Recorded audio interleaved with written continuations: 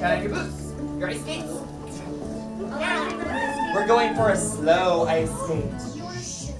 An innovative school is an opportunity to engage students in more time for learning and enrichment. It allows us more time to allow our children to be children and to build positive relationships throughout an entire year, basically, with our students and families and staff. I am strong. I am strong. I am talented.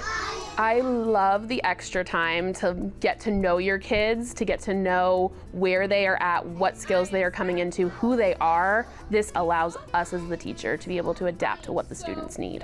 It also allows you to integrate the curriculum into different ways that are more hands-on for the kids. Having more time provides our teachers with more time to create atmospheres that are more student-centered and allow students to develop their skills in activities that they're more interested in.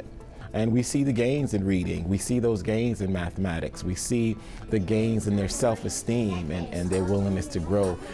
This gives me more opportunities to get the professional development that I need to help the kids that are here and better me as a teacher for all my future students. For those schools that desire and have a need for this type of innovation, this is a great opportunity to take your school to another level.